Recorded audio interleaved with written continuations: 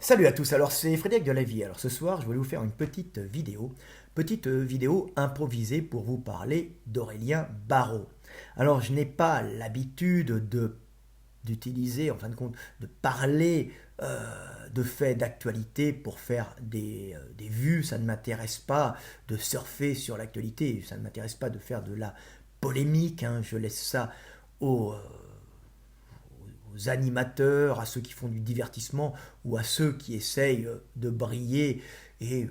de jouir un peu du fait d'être connu en faisant de la polémique, hein. Moi, ça ne m'intéresse pas. Par contre,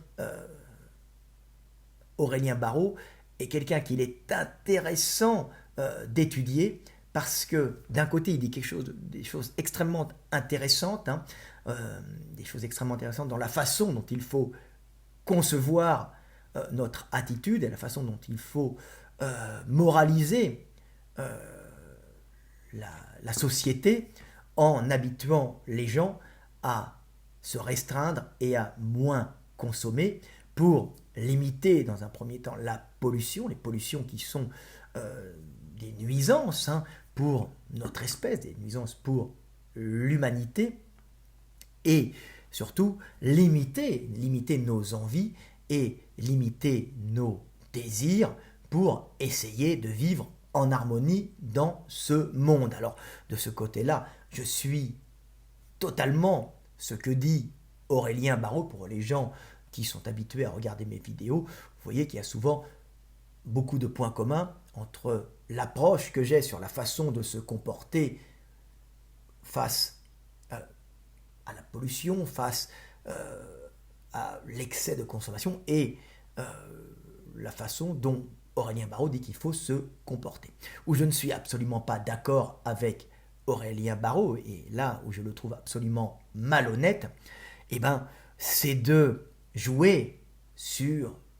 les peurs des hommes et nos programmations génétiques pour utiliser, en fin de compte, nos programmations génétiques, c'est-à-dire le fait que les hommes sont prioritairement attirés par les informations négatives, les informations concernant des dangers. Donc Roland Barrow utilise nos programmations génétiques pour vendre sa soupe et pour pouvoir vendre son image. Et donc il a travaillé son image pour la vendre aux journalistes et pour en fin de compte se vendre comme un produit pour avoir de la visibilité, pour avoir un peu de gloire et pour pouvoir vendre ses livres en papier recyclé et ainsi augmenter sa qualité de vie. Mais je pense que de toute façon, Aurélien Barraud, ce n'est pas que, il recherche surtout la gloire, il recherche surtout à être en lumière, un peu comme un enfant rechercherait le regard de sa maman. Alors Aurélien Barraud joue sur nos peurs, et où il est parfaitement malhonnête, c'est quand il est en train d'expliquer que nous allons vers une catastrophe. Alors il faut voir que son livre qu'il sort actuellement aux éditions Michel Lafon, hein, ça s'appelle Document Michel Lafon, ça s'appelle Aurélien Barraud, le plus grand défi de l'histoire de l'humanité. Et écrit face à la catastrophe écologique et sociale. Alors, il explique que l'humanité va vers sa destruction et que nous sommes totalement responsables de la destruction de notre planète, de la destruction des écosystèmes et que nous allons bientôt détruire la planète et que nous allons vivre une catastrophe sans précédent. Là, c'est complètement faux, c'est un mensonge d'Aurélien Barraud. Alors si ce mensonge peut servir aux hommes en leur faisant peur à arrêter de consommer comme des cons, hein, des choses qui sont parfaitement inutiles, hein, en les achetant avec de l'argent qu'ils n'ont pas, c'est-à-dire à crédit, pour plaire à des gens qu'ils n'aiment pas, hein, uniquement pour s'intégrer dans un groupe et pour montrer leur appartenance au groupe ou leur supériorité face à leurs collègues, leurs voisins ou leur famille. Il a parfaitement raison, notre ami Aurélien Barraud, hein, de dire comme ça, mais malheureusement, c'est pas bien de mentir aux gens, c'est stupide de mentir sur l'avenir en leur disant que la Terre va bientôt, en tout cas que nos écosystèmes vont bientôt être complètement détruits et que l'humanité va rentrer dans une ère terrifiante, hein, dans une ère faite de catastrophes écologiques où peu d'humains survivront. Ce qui est complètement faux puisqu'en fin de compte le réchauffement climatique qui a été entraîné en partie par l'homme, mais l'humanité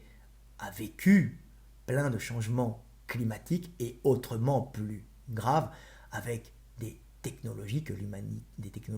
beaucoup moins avancées que l'humanité avait, et l'humanité a quand même survécu.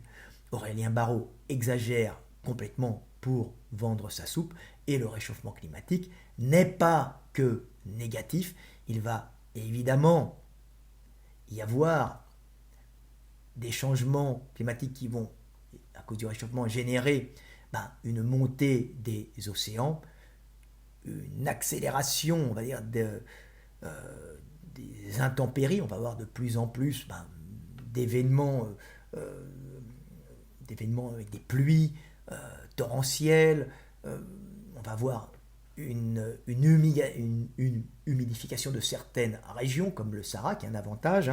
On va avoir des inondations dans plein de zones qui se trouvent pas très loin du niveau de la mer. Donc on va avoir la Floride qui va aller sous les eaux. On va avoir la Nouvelle-Orléans qui va progressivement se retrouver complètement inondée. On va avoir des migrations progressivement humaines dans les terres. Plus près de nous, en Europe, on va se retrouver avec le nord de l'Europe, l'Allemagne du Nord et la Hollande, progressivement sous les eaux, avec alors ça va pas être l'eau qui va monter d'un coup, mais ça va être des inondations fréquentes qui vont arriver et qui vont faire que les habitations dans les terres vont se retrouver un peu plus loin, que les hommes vont migrer progressivement à l'intérieur des terres parce que les zones seront souvent inondées et ça va poser d'énormes problèmes. Mais le réchauffement climatique apporte aussi des choses qui sont énormes à l'humanité, c'est-à-dire le fait que l'Arctique dégèle et la Sibérie du Nord, donc la Sibérie du Nord et le Canada vont se retrouver avec des zones avec moins de conifères. Les forêts conifères vont progressivement brûler, il va y avoir des changements, ça va être remplacé par des feuillus et on va se retrouver avec des plantations de céréales qui vont permettre dans tout ce nord, dans cet hémisphère nord, à la place des forêts arctiques qui vont permettre à l'humanité de bien manger. De la même façon que le réchauffement climatique génère une humidification, va générer une humidification du désert, puisque les régions équatoriales, donc proches de l'équateur, vont se retrouver avec une augmentation de température, plus d'évaporation au niveau des océans et plus de précipitations dans les terres, par les nuages qui vont s'évaporer, il va y avoir précipitation au niveau des terres, et il va y avoir un reverdissement progressif du désert, ce qui va permettre à beaucoup de petits Africains de manger, et à nos amis chinois d'utiliser ces terres africaines pour produire pour faire des productions agricoles et exporter en Chine et ailleurs, tout en nourrissant les petits Africains dans les zones sahéliennes qui vont reverdir. Donc on voit qu'il y a des avantages au réchauffement climatique, alors pas des avantages uniquement, puisqu'on voit que les rennes sont en train de mourir faute de lichen dans de nombreux endroits, que les forêts arctiques brûlent, et que le Bangladesh, la Floride, la Nouvelle-Orléans, la Louisiane donc, et l'Europe du Nord vont subir des inondations catastrophiques, mais par ailleurs, il va y avoir d'énormes avantages. Donc ce qu'on perd d'un côté, on le gagne de l'autre. Aurélien Barraud exagère énormément sur le côté catastrophique, mais c'est pour pouvoir vendre son image, parce que depuis la nuit des temps, les hommes sont programmés pour ne s'intéresser en priorité aux informations négatives et aux dangers. Donc l'homme est attiré d'une façon obsessionnelle vers tout ce qui est information négative et dramatique, information négative et dramatique qui va générer des émotions chez lui et qui vont lui permettre de mémoriser ces choses dramatiques, ces choses dangereuses qu'on lui aura contées, qu'on lui aura racontées, et ainsi, normalement, ça se passait comme ça, de pouvoir les éviter. Maintenant, les journalistes utilisent nos programmations génétiques qui ont permis à notre humanité de survivre, puisqu'on mémorise prioritairement les informations négatives afin d'éviter d'être confronté à des choses dangereuses. Donc, l'information négative, on la recherche prioritairement pour la mémoriser et éviter les dangers. Ça, c'est une programmation génétique, mais Aurélien Barraud et nos journalistes utilisent en fin de compte ça pour Aurélien Barraud vendre son image et du papier, et pour nos journalistes bosser, vendre du papier et vendre des publicités qui viendront après les informations dramatiques, souvent des informations dramatiques qui en fin de compte ne changent pas notre vie, puisque l'homme, se nourrissant par programmation génétique, étant attiré par le négatif, va regarder prioritairement toutes les informations négatives. C'est pour ça que les journalistes sont à la recherche du négatif. C'est pour ça qu'on vous parle aux informations des fusillades qui ont lieu aux États-Unis, information qui en vérité ne vous apportera absolument rien dans votre survie quotidienne, alors que l'information expliquant que des gens se sont fait écraser, par exemple, à tel carrefour, est quelque chose qui peut apporter, puisque vous allez mémoriser que ce carrefour est dangereux, qu'il y a eu un danger à tel endroit, et ainsi vous ralentirez quand vous serez à ce carrefour. Mais voilà, les journalistes utilisent nos programmations pour vendre génétique, pour vendre du négatif, pour vendre tout et n'importe quoi, en exagérant le négatif, pour vendre leur soupe, à la façon d'Aurélien Barraud, qui a bien compris que pour vendre son image qu'il a bien travaillé, il s'est mis des cheveux longs, un look christique, qui est ancré dans notre culture judéo-chrétienne. Donc on voit Aurélien Barraud qui arrive un peu comme le Messie avec ses cheveux longs, avec ses grandes chemises, et qui utilise ce look avec tous ses bijoux, tous ses bracelets au bras pour faire un peu gourou New Age, New Age Peace and Love hippie, pour vendre son image de pacificateur qui veut sauver le monde, alors qu'il n'y a rien à sauver du tout. Le monde est ce qu'il est. Le changement climatique qui ont été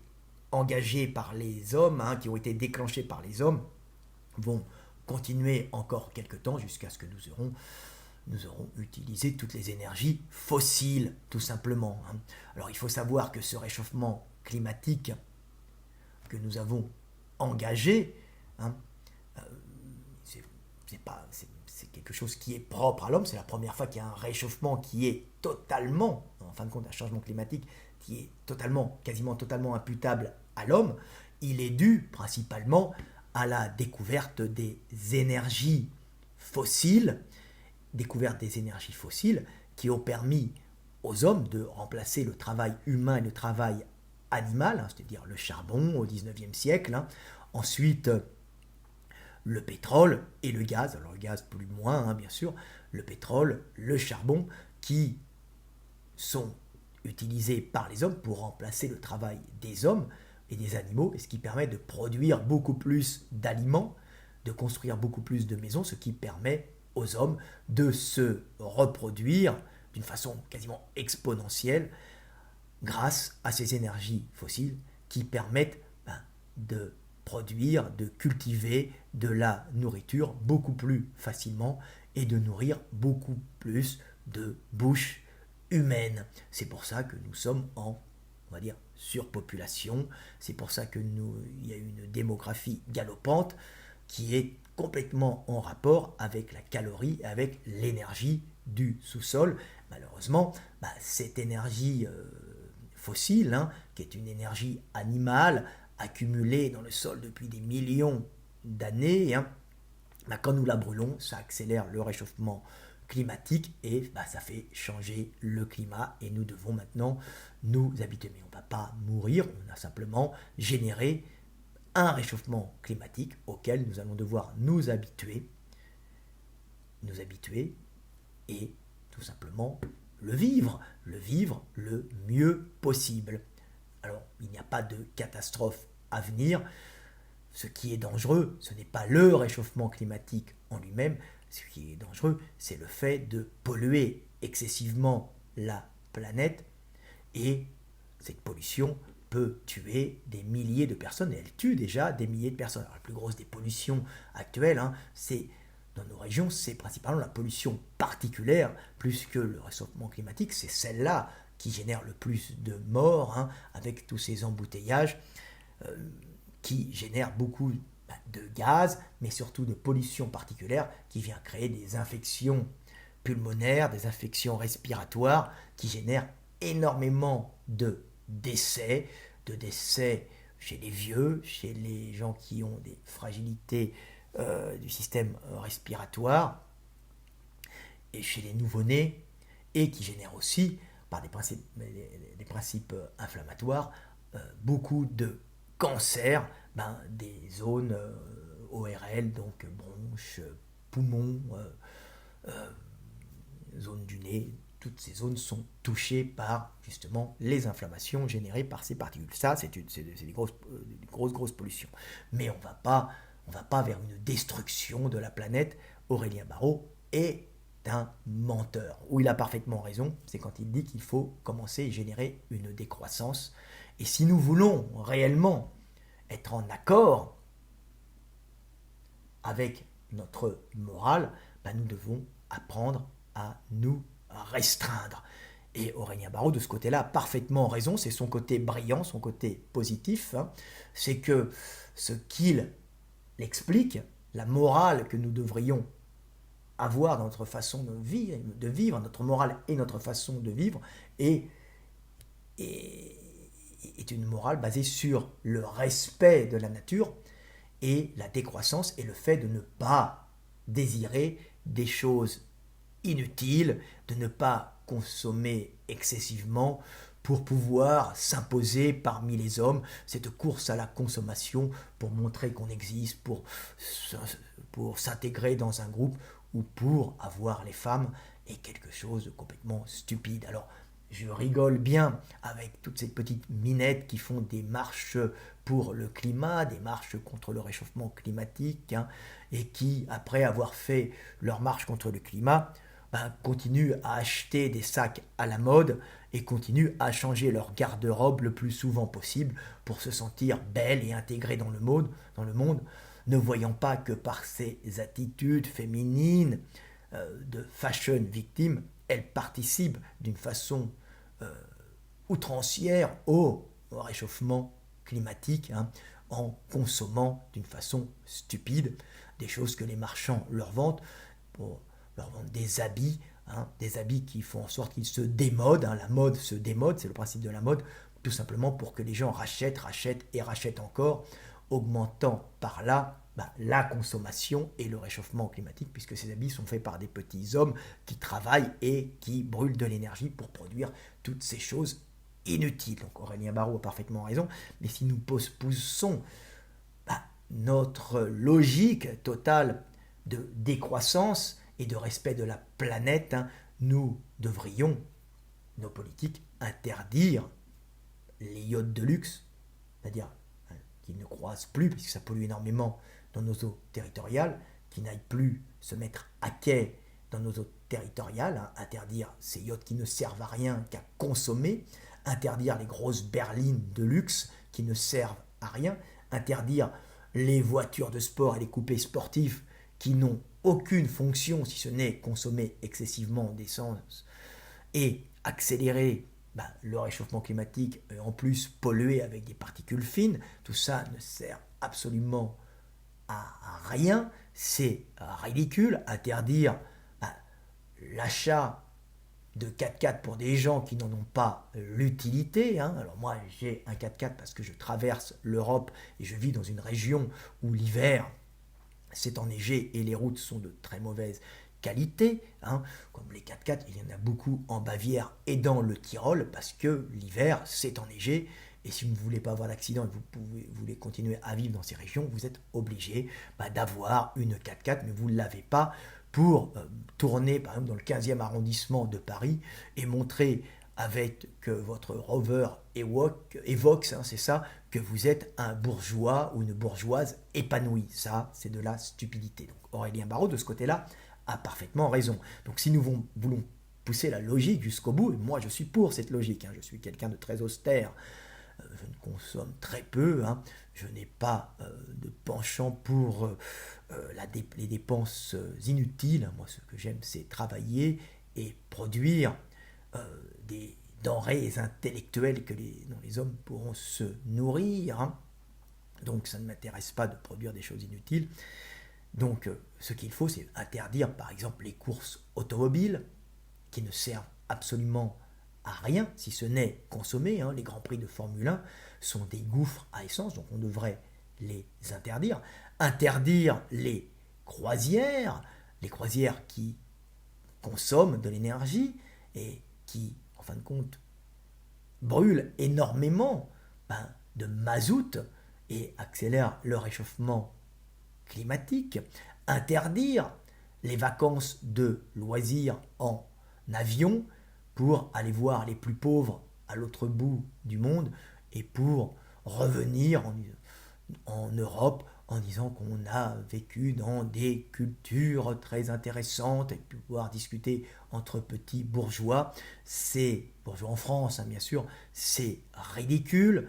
Les avions consomment énormément. Si on veut être en accord, on n'a pas à partir au bout du monde en consommant du kérosène pour aller voir les plus pauvres, ou pire encore, on voit tous ces jeunes Français, ces esclaves, qui vont tous les ans, c'est leur droit, leur petit moment de liberté, qui partent en charter à kérosène, brûlant du kérosène dans les cieux, en Thaïlande, pour aller baiser des putes tout juste majeures et dormir dans des hôtels climatisés, ces hôtels et cette climatisation accélérant bien sûr le réchauffement climatique. Donc on est dans une vaste hypocrisie. On devrait, si on veut, ralentir la consommation pour respecter la Terre n'est pas prête de mourir, mais pour vivre en harmonie avec notre milieu en limitant notre consommation, on devrait arrêter de consommer toutes ces choses inutiles. On devrait interdire le luxe, ce luxe qui ne sert qu'à consommer de l'énergie et qui permet aux riches de montrer qu'ils sont riches, mais aussi de consommer énormément en voyageant, en ayant des habits de luxe faits à l'autre bout de la terre par des petits artisans consciencieux et souvent plutôt des esclaves. Donc on se fout de la gueule du monde. On devrait arrêter d'abord de consommer bêtement, arrêter de vouloir changer ses paires de chaussures en permanence pour être à la mode, apprendre à se contenter de la qualité et du minimum et ne pas changer d'habit, changer de voiture, changer de montre pour montrer qu'on a les derniers trucs à la mode et pour montrer qu'on est quelqu'un de quelqu'un d'inséré dans la société avec une puissance financière qui nous permet de montrer notre supériorité par rapport aux autres. Il faut essayer de comprendre que tout ça c'est stupide et que le fait de vouloir s'affirmer par la possession est quelque chose d'absolument ridicule qui ne fait qu'accélérer justement ce réchauffement. Réchauffement qui ne mène pas à la destruction de l'humanité, mais qu'il serait bon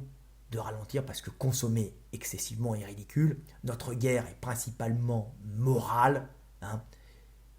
Elle n'est pas contre la fin du monde. Il n'y aura pas de fin du monde puisque l'humanité va perdurer. Comme je dis, le réchauffement climatique, c'est des avantages aussi. C'est le passage du nord-est qui permet aux cargos de moins consommer en passant par l'Arctique puisque c'est dégelé maintenant. C'est le Canada et la Sibérie qui vont se retrouver avec des forêts de conifères qui vont être remplacées par des cultures de céréales qui vont pouvoir nourrir plein de gens, bien sûr. C'est triste pour les ours bruns, pour les caribous, pour les élans et pour les bœufs musqués un peu plus au nord. c'est un peu plus gênant, mais si ça permet aux hommes de manger, tant mieux, il y aura des cerfs et laf à la place des rennes. C'est comme ça, c'est la vie. Le monde est en évolution. Le réchauffement n'a pas que du négatif et le désert va reverdir. C'est aussi un avantage et les petits Africains vont être contents et les Chinois aussi puisqu'ils vont pouvoir générer de grandes cultures, de grands travaux agricoles en Afrique pour, en fin de compte, pour pouvoir exporter des denrées africaines en Chine et un peu partout dans le monde en gagnant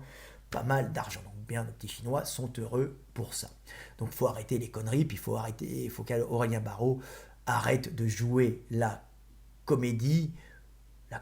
du collapsologue catastrophiste, parce que c'est ridicule, ce n'est fait que pour vendre son image, et le comble de la stupidité dans cette histoire, c'est qu'Aurélien Barraud a sorti son livre qui s'appelle Le plus grand défi de l'histoire de l'humanité, face à la catastrophe écologique et sociale, et c'est édité chez Michel Lafon, et c'est édité en papier recyclé, donc c'est une vaste blague, on se fout de la gueule du monde, puisque Michel Lafon édite des centaines de livres en papier normal, et pour vendre sa soupe, le livre d'Aurélien Barraud, il dit que c'est en papier recyclé, pour faire bien, c'est comme les mecs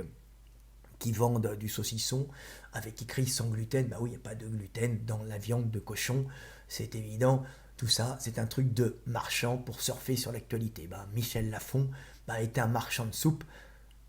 de la même façon qu'Aurélien Barraud est un marchand de soupe, vivant sur notre programmation génétique qui fait qu'on est attiré principalement par les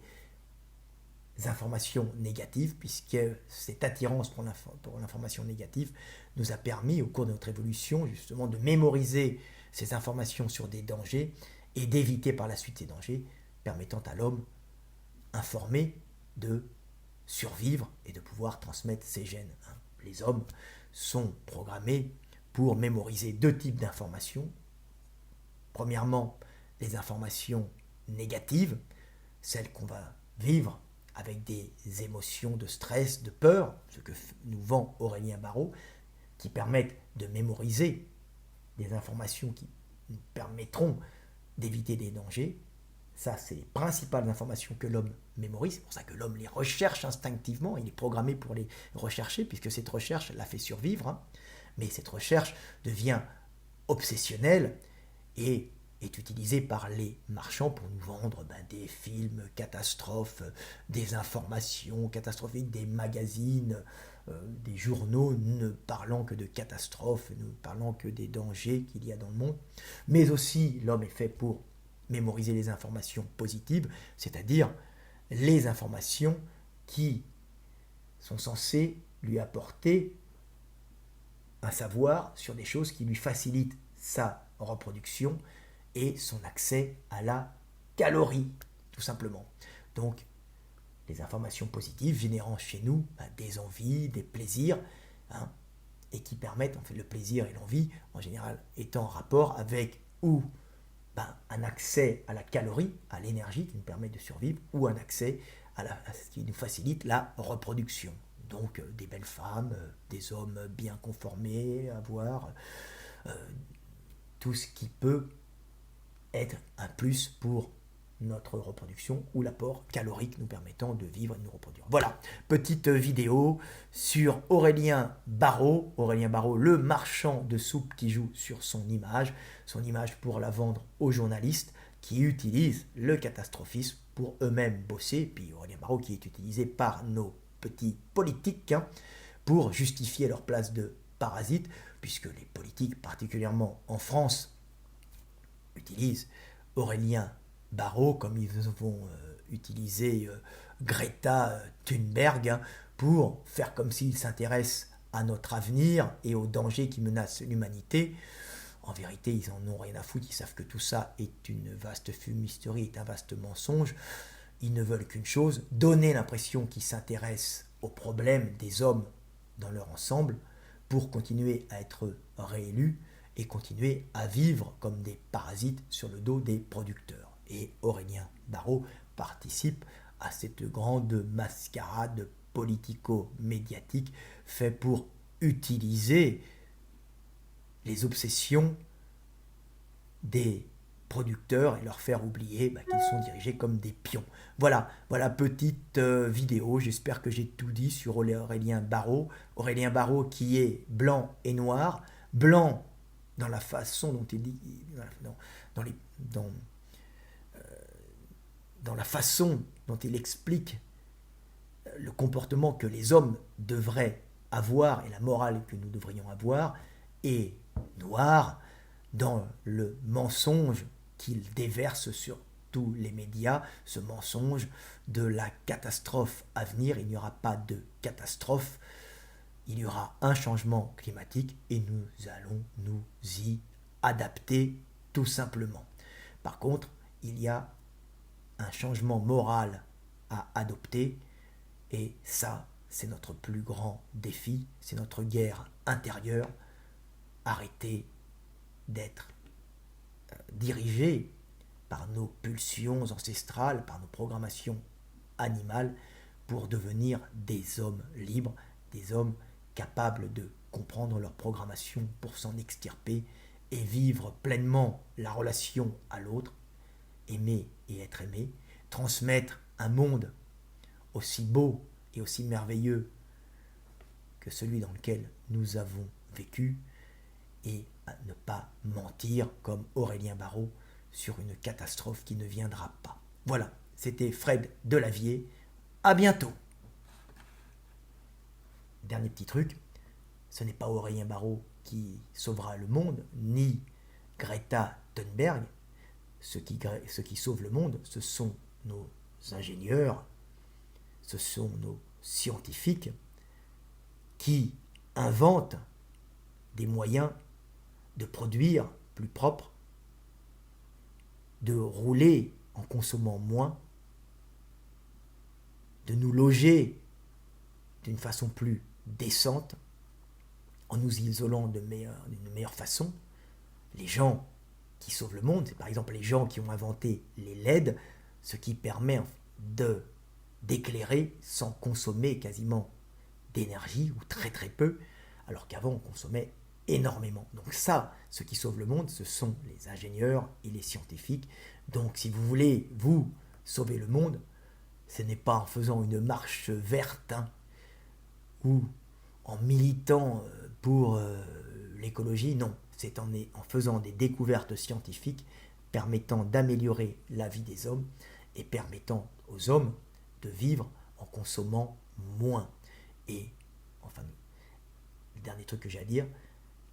la plus grande chose que vous devez faire, c'est apprendre à vous restreindre et apprendre à ne plus désirer des choses inutiles, apprendre que l'essentiel, c'est la relation à l'autre, vous soustraire de la hiérarchie des hommes, apprendre à vivre pleinement ce monde sans consommer excessivement, apprendre à l'aimer. Et la plus belle des choses qu'on puisse voir actuellement, c'est le fait qu'il y ait ces ordinateurs, qu'il y ait tous ces réseaux Internet qui permettent aux gens de travailler de chez eux, pour certains, aux gens de communiquer ensemble sans avoir à se déplacer d'une façon peu économe, et qui permettent aux hommes d'accéder au savoir de l'humanité